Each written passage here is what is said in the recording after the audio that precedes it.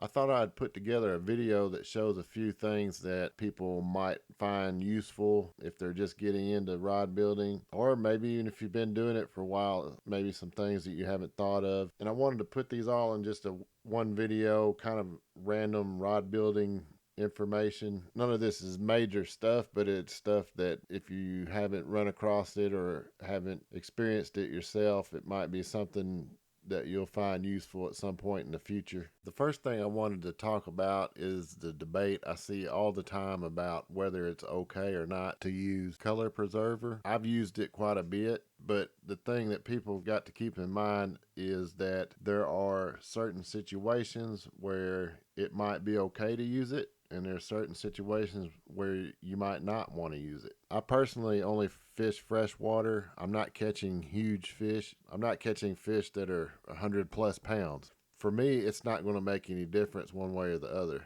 I can use it or I can not use it, and it's not really going to have much of an effect one way or the other. If you're building rods for big game, you'd be best off without using it. You can see in this picture here that I took of a wrap that I removed and the guide was still in place. I went ahead and took that picture because I thought I'd show you exactly what happens if you don't use CP. The epoxy will go through the threads and get down around the guide foot and help to stabilize it somewhat. If I had used some sort of a color preserver, this would still look very similar. The only difference is it would be color preserver that was around the guide foot through the tunnels in the thread, which is not nearly as rigid or as sturdy as epoxy is. So it wouldn't do as much to help prevent that guide foot from being able to wiggle around a little bit. That's why I say if you're fishing for really large species, then yeah, you probably don't want to use a color preserver, and you could use thread that had a color preserver or color protectant built into the thread. If you're not catching huge fish, then it's really not going to make that much difference, and your guide foot's more than likely not going to move around anyway. That's why I say it really just depends on what you're doing with the rod as to whether or not you can get away with using some sort of a color preserver. But to just say you should never use it is inaccurate. There's nothing wrong with using it in most cases other than large game species rods.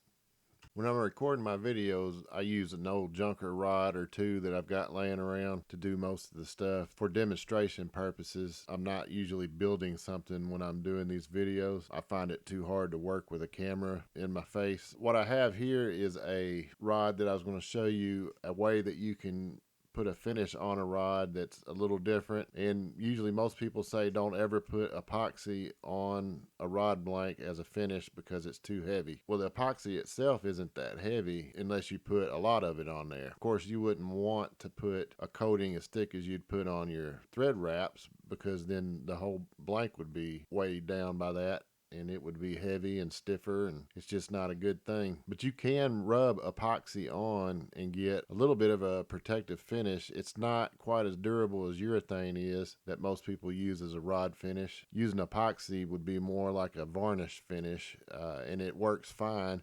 You just have to rub it in.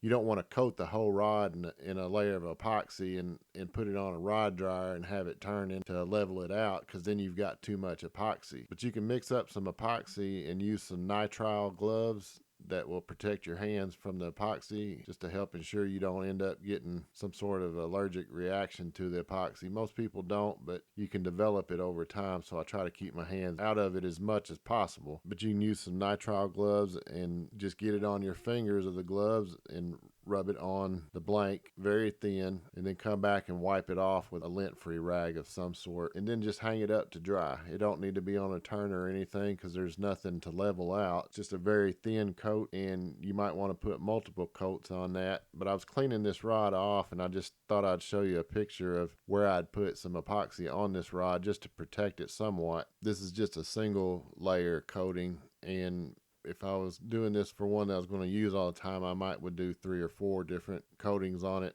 It'd still be very thin because you're just wiping it on and wiping it back off, but it would deposit a little extra material and it would shine just a little better. So you can use it, You just don't want to use it in big quantities because then it will get heavy and it will stiffen the rod up. But wiping it on and wiping it back off, it's perfectly fine. It works. Yet you'll always see people saying don't use epoxy as a rod finish. It all depends on how you apply it, really. So if you're building a rod for yourself and you want to put down something quick and easy, that's one way to do it. You can also touch it up real easily if you need to in the future. If it gets scratched a little bit, you can come back and wipe on a couple of coats and it's good to go again. I wouldn't necessarily do it for a customer or anything like that, but if you're building for yourself, there's nothing wrong with doing it that way if you want to do it that way. Most people use single edge razor blades. I have used those. I use scissors a lot, and I've also used the double-sided safety razor blades. I actually like those better than the single edge blades. They're thinner, they're more flexible, and they're sharper. And I find that I can get a little closer when I'm trimming things with those because I can match the contour of the rod by bending the razor blade to match the contour of the rod. For me, I actually like the way these handle a little better. You might not. As cheap as they are, it wouldn't hurt to try some. You can pick them up just about anywhere where they have razor blades for sale. Grocery stores usually have them, Walmart, places like that. The only thing you've got to be careful of is they have two sides that are sharp, so you don't want to stick your finger on the back side of it to back it up like you could with a single edge razor blade. But other than that, I actually like the way that these work a little bit better personally. That's something you might want to try out sometime. This next tip is about pull-through loops. A lot of people prefer braided fishing line for their pull-through loops, and it's actually a really good choice. I am guilty of tying my pull-through loops just out of the thread that I'm using, and that works fine usually on lighter weight thread like 40 weight embroidery thread. If you get into bigger thread, it doesn't work as well, and that's because of the twist in the line. The threads you use for rod building are twisted strands that are twisted together to make up the thread. And what you'll run into if you're trying to use the thread for your pull-through loops is that on the heavier threads, when you pull it through, it'll twist the opposite direction and it will actually want to ball up or knot up on the backside of your pull-through loop, which causes a problem when you go to pull it through. It makes it unnecessarily large on that backside, and it can really pull your wraps over while you're pulling your pull through under the wraps. Braided thread doesn't have that problem, and not only that, but it's also very slick. It pulls through super easy compared to trying to use the thread for pulling through your tag ends. Because the line's braided instead of twisted, it doesn't come untwisted and bunch up on the backside as you're pulling your pull-through loops through. This last tip is just a personal preference thing for me. There's literally a dozen different ways that you can start a wrap. The most common way that I do it is just to do what I would call a single wrap with a crossover, and then I just hold tension with my finger against the thread and the rod as I turn in order to keep it from coming unraveled before I get enough turns on it to lock it in place, which is usually 2 or 3 wraps. A lot of people will use a double wrap with a crossover, which is fine. I do that myself too, especially if I'm doing something that's not important. If I'm just doing something for demonstration purposes. You could probably go back through some of my videos and see where I did a double wrap with a crossover. Basically on a double wrap with a crossover, you're putting 2 turns of your tag in, then crossing over both of those turns at the same time. The reason I don't like to use that is because it makes a mess where that initial tag in wraps under. There's a little bit of a gap